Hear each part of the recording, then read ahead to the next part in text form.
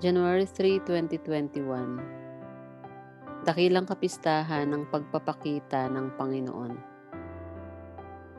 Pagbasa mula sa aklat ni Propeta Isaias.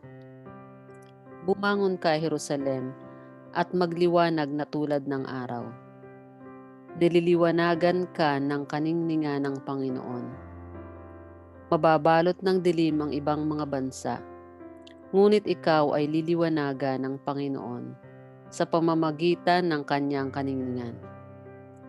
Sa ningning ng iyong taglay na liwanag, yaong mga bansa, 10 ng mga hari lalapit ng kusa.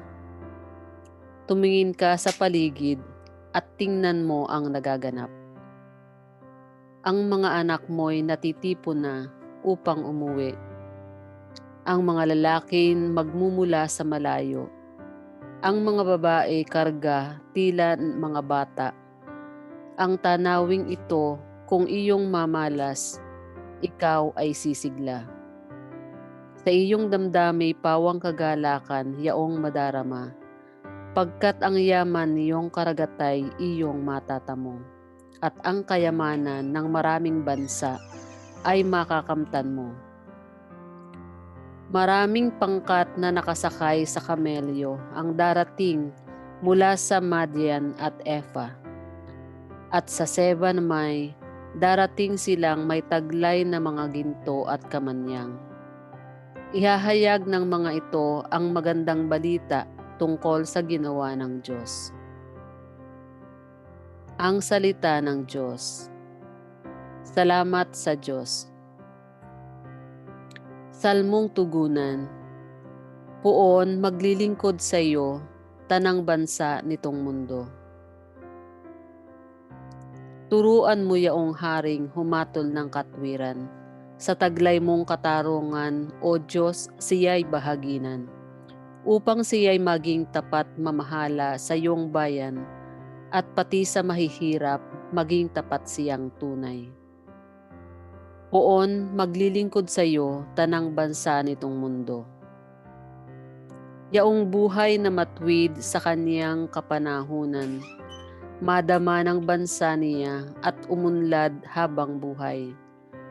Yaong kanyang kaharian ay palawak ng palawak, mula sa ilog Eufrates, sa daigdig ay kakalat. Poon maglilingkod sa iyo, tanang bansa nitong mundo. Mga haring nasa pulo at naroon sa Espanya, maghahandog ng kaloob, ihahain din sa kanya. Pati yaong mga hari ng Arabia at Ethiopia, may mga kaloob ding taglay nilang alaala. Ang lahat ng mga hari gagalang sa harap niya. Mga bansay magpupurit, maglilingkod sa tuwina. Poon maglilingkod sa iyo, tanang bansa nitong mundo. Pagbasa mula sa sulat ni Apostol San Pablo sa mga taga-Efeso. Mga kapatid, marahil naman nabalitaan na ninyong dahil sa kagandahang loob ng Diyos ay ipinagkatiwala niya sa akin ang tungkuling ito para sa inyong kapakinabangan.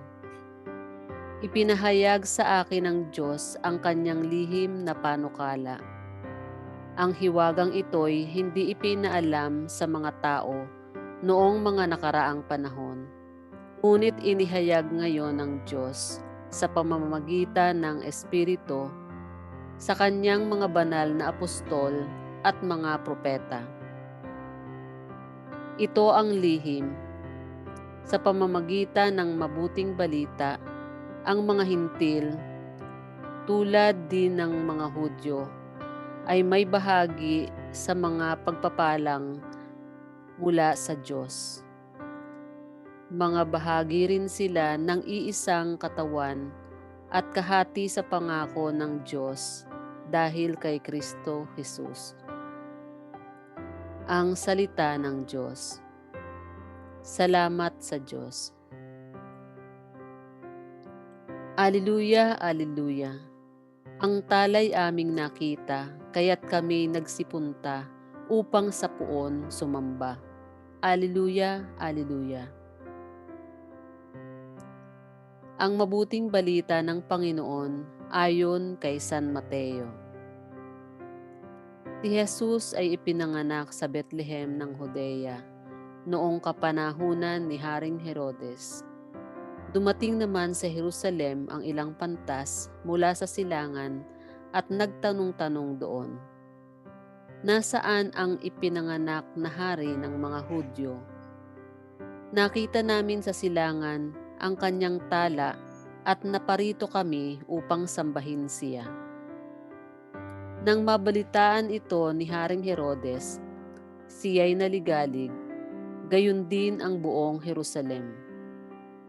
Kaya tinipon niya ang lahat ng punong saserdote at mga eskriba sa Israel at itinanong sa kanila kung saan ipinanganak ang Mesiyas. "Sa Bethlehem po ng Judea," tugon nila. Ganito ang sinulat ng propeta, "At ikaw, Bethlehem, sa lupain ng Huda, ay hindi nga huli sa mga pangunahing bayan ng Huda. Sapagkat sa iyo lilitaw ang isang pinuno na mamamahala sa aking bayang Israel." Nang mabatid ito, lihim na ipinatawag ni Herodes ang mga pantas at itinanong kung kailan lumitaw ang mga tala. At pinalakad niya sila patungong Bethlehem matapos pagbili na ng ganito, "Humayo kayo at inyong hanaping mabuti ang sanggol. Kapag inyong natagpuan, ibalita agad ninyo sa akin upang ako may makasamba sa kanya." At lumakad na nga ang mga pantas. Muli silang pinangunahan ng talang nakita nila sa silangan hanggang sa sumapit ito sa tapat at ng kinaroroonan ng bata. Gayon na lamang ang galak ng mga pantas nang makita ang tala. Pagpasok sa bahay, nakita nila ang bata sa piling ng kanyang inang Maria.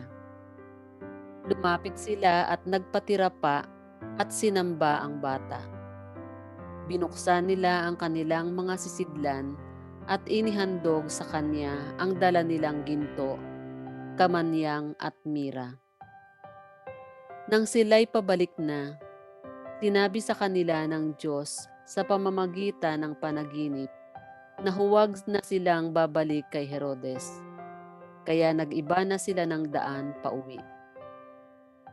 Ang mabuting balita ng Panginoon. Pinupuri ka namin, Panginoong Hesukristo.